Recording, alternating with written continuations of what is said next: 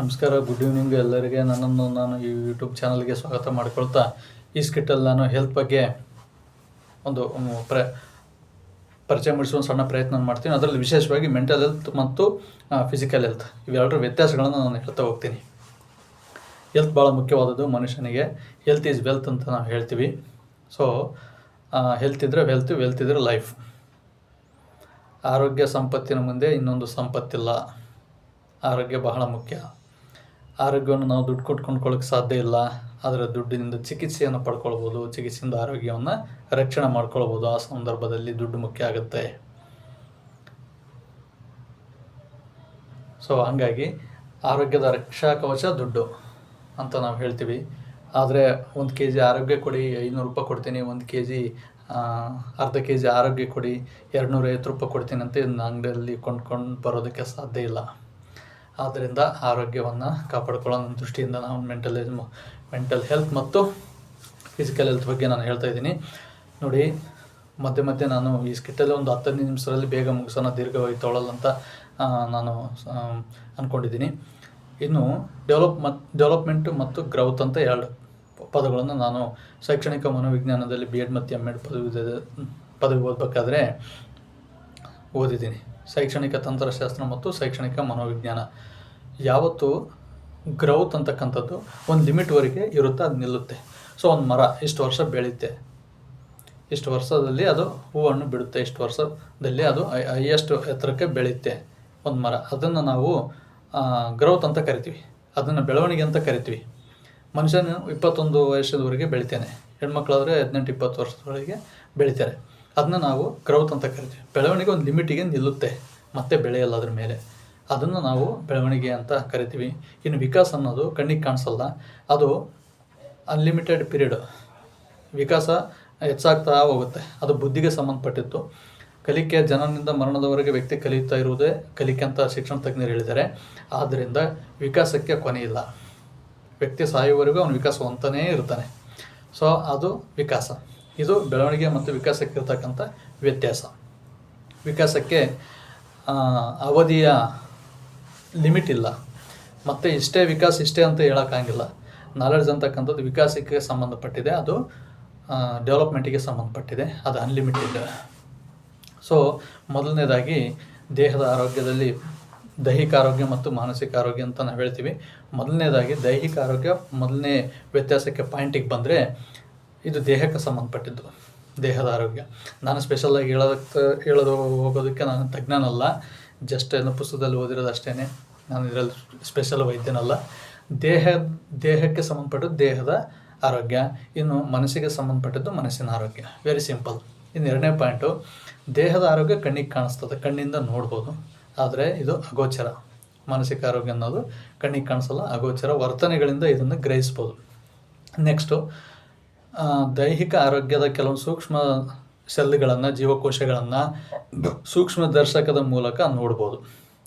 ದೇಹದ ಒಳಭಾಗಗಳನ್ನು, ಹೊರಭಾಗಗಳನ್ನು, ಕಿಡ್ನಿ ಆಗಿರ್ಬೋದು, ಲಿವರ್ ಆಗಿರ್ಬೋದು, ಕಾಗ್ನೇಟಿವ್ ಆಸ್ಪೆಕ್ಟ್ಸ್, ಇಂಟರ್ನಲ್ ಪಾರ್ಟ್ಸ್ ಆಗಿರ್ಬೋದು, ಸಣ್ಣ ಕರಳು, ದೊಡ್ಡ ಕರಳು, ಹೃದಯ, ಎಡ ಹೃತ್ಕುಕ್ಷಿ, ಬಲ ಹೃತ್ಕುಕ್ಷಿ, ಲಂಗ್ಸ್ ಆಗಿರ್ಬೋದು, ಅಥವಾ ಬ್ಲಡ್ ಆಗಿರ್ಬೋದು, ಬೋನ್ಸ್ ಆಗಿರ್ಬೋದು, ಅವುಗಳನ್ನು ವೀಕ್ಷಿಸ್ಬೋದು ನಾವು.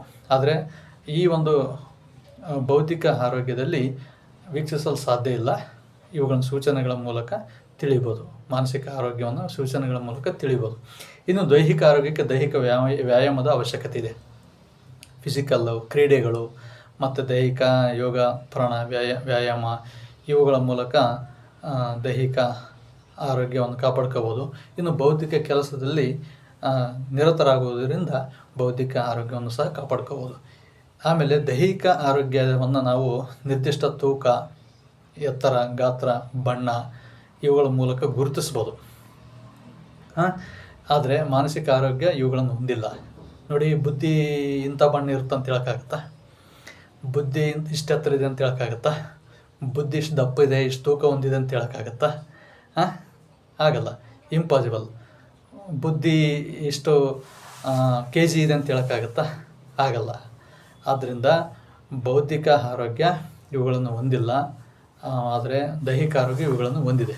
ನೆಕ್ಸ್ಟ್ ಪಾಯಿಂಟ್, ದೈಹಿಕ ಆರೋಗ್ಯವನ್ನು ಅಳತೆ ಮಾಪನಗಳಿಂದ ನಾವು ಅಳಿಬೋದು. ಸೊ ಇವಾಗ ಜ್ವರ ಎಷ್ಟು ಟೆಂಪ್ರೇಚರ್ ಇರಪ್ಪ, ನಾರ್ಮಲ್ ಟೆಂಪ್ರೇಚರ್ ವ್ಯಕ್ತಿದು 36 ಡಿಗ್ರಿ. ಸೊ ಅದಕ್ಕಿಂತ ಹೆಚ್ಚು 38 39 ಡಿಗ್ರಿ ಹೋದರೆ ಪ್ಯಾರನೀಟ್ನಲ್ಲಿ ಹೇಳೋದಾದರೆ 96 95 ಪ್ಯಾರನೀಟು ನಾರ್ಮಲ್ ಟೆಂಪ್ರೇಚರ್ ಆಫ್ ಪರ್ಸನ್, ಜ್ವರ ಇಲ್ಲ.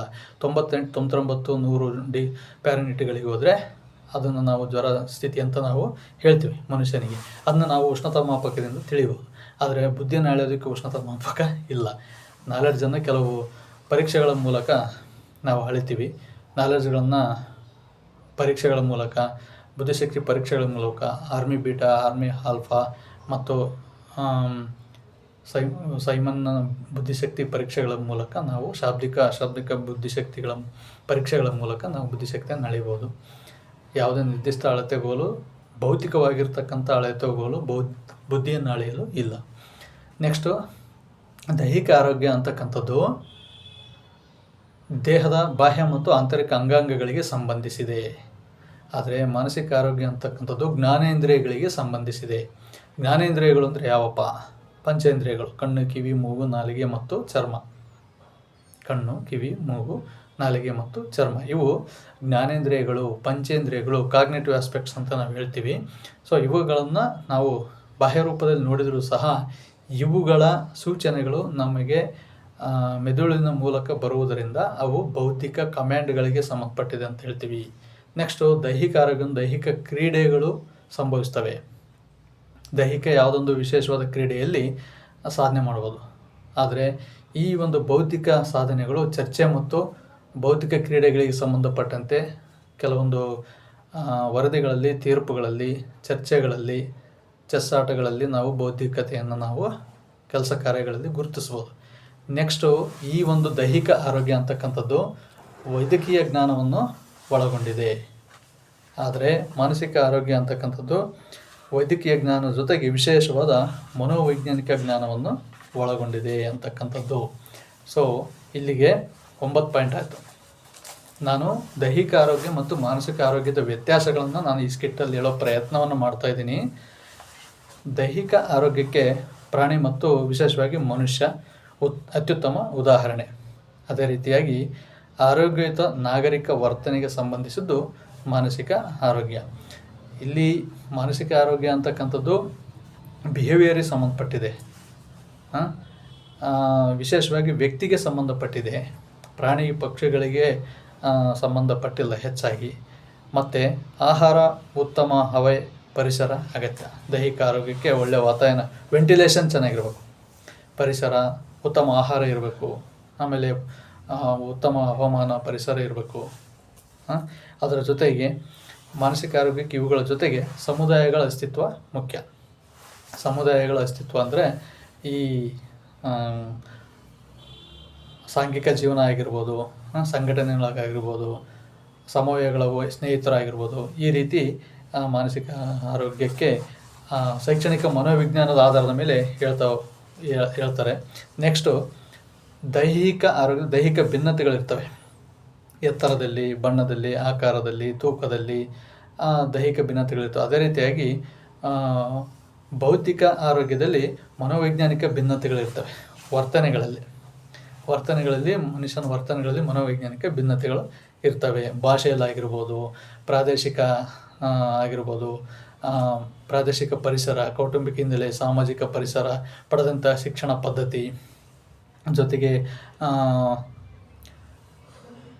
ಆರ್ಥಿಕ ಮತ್ತು ಸಾಮಾಜಿಕ ಸ್ಥಿತಿ, ಭೌಗೋಳಿಕ ಪ್ರದೇಶ, ಸಾಮಾಜಿಕ ಮತ್ತು ಸಾಂಸ್ಕೃತಿಕ ಪರಿಸರ, ಆಹಾರಗಳಲ್ಲಿ ವ್ಯತ್ಯಾಸ, ವಸ್ತ್ರ ಉಡುಪುಗಳಲ್ಲಿ ವ್ಯತ್ಯಾಸ, ಇನ್ನಿತರ ಸಾಂಸ್ಕೃತಿಕ ಅಂಶಗಳ ಭಿನ್ನತೆಗಳಿಂದ ಭೌತಿಕ ಆರೋಗ್ಯವು ಸಹ ವ್ಯಕ್ತಿಯಿಂದ ವ್ಯಕ್ತಿಗೆ ಬದಲಾಯಿಸ್ತಾ ಹೋಗುತ್ತೆ.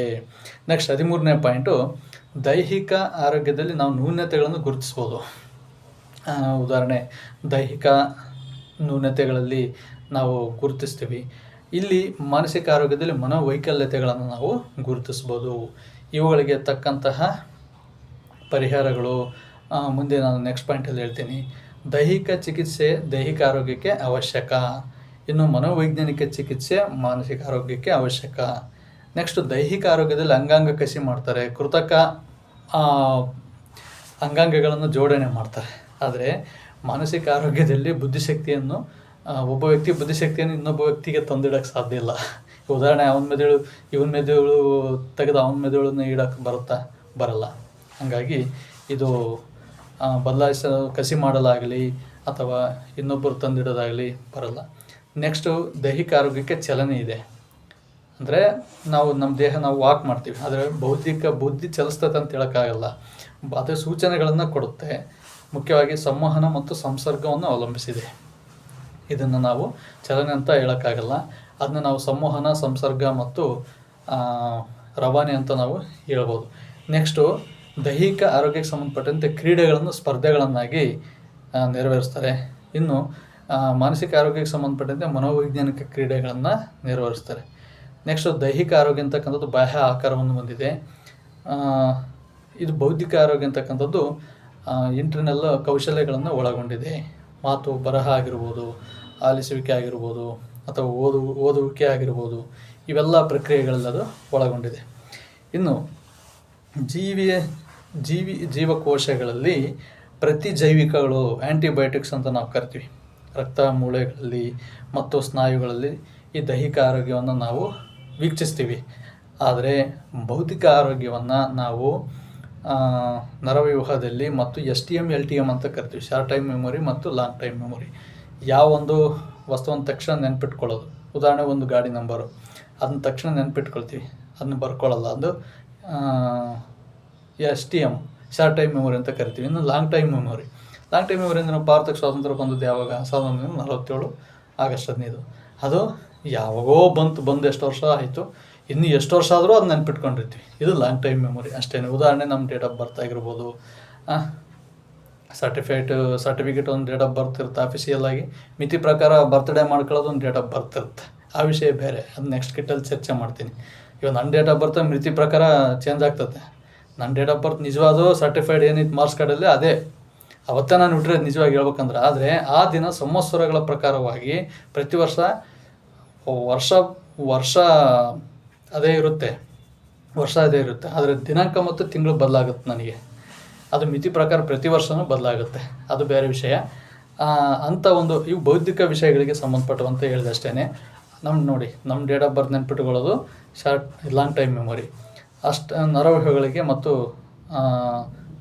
ದೈಹಿಕ ಆರೋಗ್ಯ ಮಾನಸಿಕ ಆರೋಗ್ಯವನ್ನು ಅವಲಂಬಿಸಿದೆ, ಮಾನಸಿಕ ಆರೋಗ್ಯ ದೈಹಿಕ ಆರೋಗ್ಯವನ್ನು ಅವಲಂಬಿಸಿದೆ ಅಂತಂದೇಳಿ ಪರಸ್ಪರ ಹೇಳ್ತಾರೆ.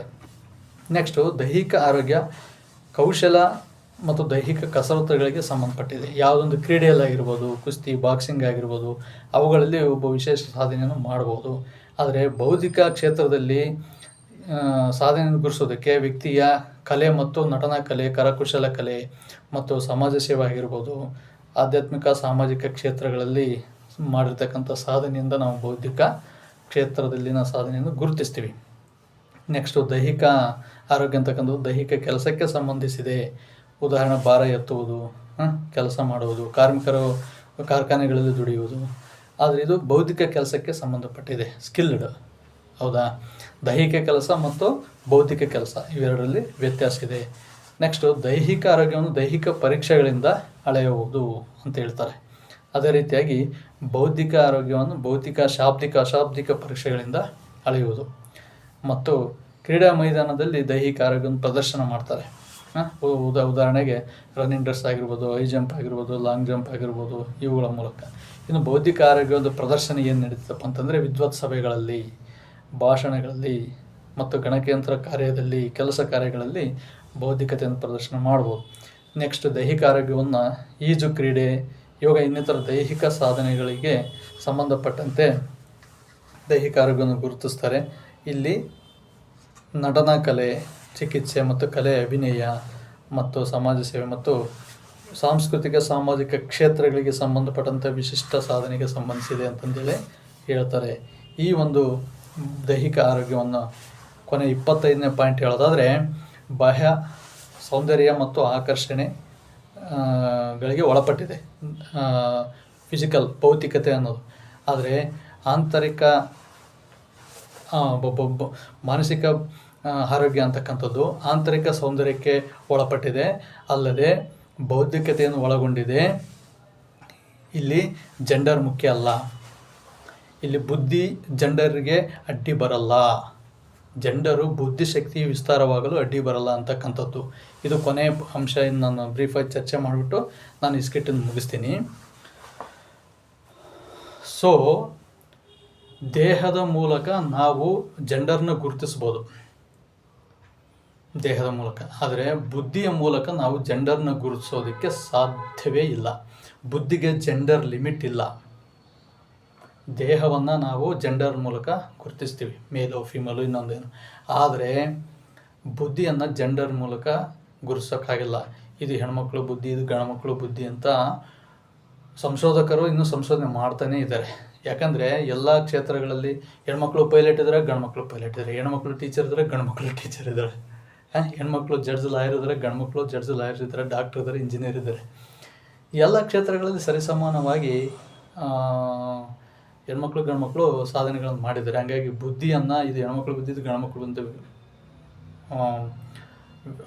ವಿಭಾಗಿಸಲು ಸಾಧ್ಯ ಇಲ್ಲ. ವ್ಯತ್ಯಾಸಗಳು, ಭಿನ್ನತೆಗಳನ್ನು ಗುರುತಿಸ್ಬೋದು, ಸ್ವಭಾವಗಳನ್ನು ನಾವು ವಿಂಗಡಣೆ ಮಾಡ್ಬೋದು. ಸೊ ಈ ಒಂದು ಉದಾಹರಣೆ ನಾನು ಏನು ಹೇಳ್ತಾ ಇದ್ದೀನಪ್ಪ ಅಂತಂದರೆ, ಬುದ್ಧಿ ಅಂತಕ್ಕಂಥದ್ದು ನಾಲೆಡ್ಜು, ಇದು ಈಕ್ವಲ್ ಟು ಗಾಡ್. ಇದು ಜ್ಞಾನವನ್ನು ಪಡೆಯುವುದು, ವಿಸ್ತರಿಸುವುದು, ಹಂಚುವುದು, ಕೊಳ್ಳುವುದು, ಕೊಡಕೊಳ್ಳುವ ವ್ಯವಹಾರ ನಡೀತಾನೆ ಇರುತ್ತೆ. ಜ್ಞಾನ is the very important property in the world. Knowledge ಅನ್ನೋದು ಗಾಡಿಗೆ ಸಂಬಂಧಪಟ್ಟದ್ದು. ನಾಲೆಡ್ಜಿಗೆ ಜೆಂಡರ್ ಇಲ್ಲ. ನಾವು ವ್ಯಕ್ತಿಗಳು ಜೆಂಡರ್ ಮಾಡ್ಕೊಂಡಿವಿ, ನಾಲೆಡ್ಜಿಗೆ ಜೆಂಡರ್ ಇಲ್ಲ.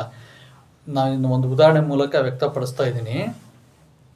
ಈಗ ದೇವತೆ ಅಂತ ಎರಡು ಮಾಡ್ಕೊಂಡಿದ್ದೀವಿ. ಫೀಮೇಲ್ ಗಾಡು, ಮೇಲ್ ಗಾಡ್ ಅಂತ ನಾವು ಮಾಡ್ಕೊಂಡಿದ್ದೀವಿ. ದೇವರನ್ನು ನಾವು ದೇವ ಅಂತ ಕರಿತೀವಿ, ಯಾವ ದೇವತೆಯನ್ನು ದೇವತೆ ಅಂತ ಕರಿತೀವಿ. ಇಬ್ಬರಿಗೂ ಶ್ರೀ ಬಳಸ್ತೀವಿ ನಾವು. ಶ್ರೀಯುತ ಮಹಾಶಿವ ಅಂತ ಎಲ್ಲಾದರೂ ನಾವು ಬೋರ್ಡ್ ಓದ್ತೀವ? ಶ್ರೀಯುತ ಕಾಶಿ ವಿಶ್ವನಾಥ ಅಂತ ಎಲ್ಲಾದರೂ ನಾವು ನೋಡ್ತೀವ? ಇಲ್ಲ. ಶ್ರೀ ಕಾಶಿ ವಿಶ್ವನಾಥ, ಶ್ರೀ ಮಹಾಶಿವ ಅಂತ ಬೋರ್ಡುಗಳಿರ್ತವೆ. ಅದೇ ಥರ ಶ್ರೀ ಚಾಮುಂಡೇಶ್ವರಿ, ಶ್ರೀ ಕಾಳಿ ಅಂತ, ಶ್ರೀ ಮೂಕಾಂಬಿಕಾ ಅಂತ ಬೋರ್ಡುಗಳಿರ್ತವೆ. ಅದು ಬಿಟ್ಟು ಶ್ರೀಮತಿ ಚಾಮುಂಡೇಶ್ವರಿ, ಶ್ರೀಮತಿ ಮೂಕಾಂಬಿಕಾ, ಶ್ರೀಮತಿ ಮಹಾಕಾಳಿ ಅಂತ ಎಲ್ಲಾದರೂ ಬೋರ್ಡ್ ಇದೆಯಾ? This is my question. ಇದೆಯಾ? ಶ್ರೀಮತಿ ಮಹಾಕಾಳಿ, ಶ್ರೀಯುತ ಮಹಾಶಿವ ಅಂತ ಎಲ್ಲಾದರೂ ಇದೆಯಾ ಬೋರ್ಡು? ಇಲ್ಲ. ಇಬ್ಬರಿಗೆ ಶ್ರೀ ಅಂತಲೇ ಬಳಸೋದು. ಮೀನ್ಸ್ ಏನಪ್ಪ ಅಂತಂದರೆ, ದೇವರಿಗೆ ಜೆಂಡರ್ ಇಲ್ಲ. ದೇವರು ಜ್ಞಾನಕ್ಕೆ ಸಮಾನ, ಜ್ಞಾನಕ್ಕೆ ಜೆಂಡರ್ ಇಲ್ಲ ಅಂತಕ್ಕಂಥ ಕಾನ್ಸೆಪ್ಟ್ ಅರ್ಥ ಆಯ್ತು ಅಂತ ಅಂದ್ಕೊಂಡಿದ್ದೀನಿ. ಈ ಒಂದು ನಾಲೆಡ್ಜು ದೇಹದ ಆರೋಗ್ಯ ಮತ್ತು ಮಾನಸಿಕ ಆರೋಗ್ಯದ ಮಧ್ಯದ ಚರ್ಚೆಯಲ್ಲಿ ಬಂತು. ಸೊ ಈಗ ಒಟ್ಟಾರೆಯಾಗಿ ಹೇಳೋದಾದರೆ, ನಾವು ಮಾಡ್ಕೊಂಡಿರೋದು ಅಷ್ಟೇ ಜೆಂಡರು. ದೇವ ದೇವಿ ಅಂತಂದೇಳಿ ಜೆಂಡರ್ ನಾವು ಮಾಡ್ಕೊಂಡಿರೋದು. ಜೆಂಡರಿಗೆ, ದೇವರುಗಳಿಗೆ ಜೆಂಡರ್ ಇಲ್ಲ. ಅದೇ ರೀತಿಯಾಗಿ ನಾಲೆಡ್ಜ್ ಅಂತಕ್ಕಂಥದ್ದು ಯಾರ ಸ್ವತ್ತು ಅಲ್ಲ. ಜಗತ್ತಿನಲ್ಲಿ ಕಸಿದುಕೊಳ್ಳಲಾರದ ಏಕೈಕ ಅಮೂಲ್ಯ ವಸ್ತು ಅಂತಂದ್ರೆ ನಾಲೆಡ್ಜ್. ಈ ನಾಲೆಡ್ಜನ್ನು ಇಂಪ್ರೂವ್ ಮಾಡ್ಕೊಳ್ಳೋಣ, ಉಳಿಸ್ಕೊಳ್ಳೋಣ ಅಂತ ಹೇಳ್ತಾ ಈ ಸ್ಕಿಟ್ಟಲ್ಲಿ ನಾನು ದೈಹಿಕ ಆರೋಗ್ಯ ಮತ್ತು ಮಾನಸಿಕ ಆರೋಗ್ಯದ ಬಗ್ಗೆ ಸಂಕ್ಷಿಪ್ತವಾಗಿ ಬ್ರೀಫಾಗಿ ಒಂದು ಪರಿಚಯ ಮಾಡಿಕೊಡೋಂಥ ಒಂದು ಶೈಕ್ಷಣಿಕ ಮನೋವಿಜ್ಞಾನವನ್ನು B.Ed M.Ed ಪದವಿಯಲ್ಲಿ ಅಧ್ಯಯನ ಮಾಡಿರೋದ್ರಿಂದ ಸೊ ಬ್ರೀಫಾಗಿ ಹೇಳಿದೆ. ಸೊ ಇನ್ನು ಒಂದು ಬುದ್ಧಿಶಕ್ತಿಯನ್ನು ಅಳೆಯಲು ಯಾವುದೇ ಅಳತೆಗೋಲಿಲ್ಲ. ಅದನ್ನು ಒಂದು ಸೂತ್ರದ ಮೂಲಕ ನಾನು ಅಳಿಬೋದು ಅಂತ ನಾನು ಹೇಳ್ತೀನಿ. ಈ IQ = MA/CA × 100 ಅಂತ ಹೇಳ್ತೀವಿ. MA/CA × 100 ಅಂತ ಹೇಳ್ತೀವಿ IQ. ಈಗ ಉದಾಹರಣೆಗೆ ಒಬ್ಬ ದ್ವಿತೀಯ PUC ವಿದ್ಯಾರ್ಥಿ ಇರ್ತಾನೆ. ದ್ವಿತೀಯ PUC ವಿದ್ಯಾರ್ಥಿ 18 ವರ್ಷಗಳನ್ನು ನಂತರ ದ್ವಿತೀಯ PUCಯನ್ನು ಪಡಿತಾನೆ, ವಿದ್ಯಾರ್ಹತೆಯನ್ನು ಪಡಿತಾನೆ. ಅವನ IQ ಹೆಂಗೆ ಲೆಕ್ಕ ಮಾಡೋದು?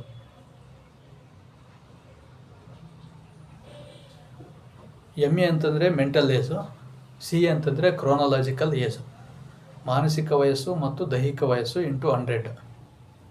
ಸೊ ದ್ವಿತೀಯ PUC ಅಂದರೆ 12ನೇ ತರಗತಿ, ಮಾನಸಿಕ ವಯಸ್ಸು 12, ದೈಹಿಕ ವಯಸ್ಸು 18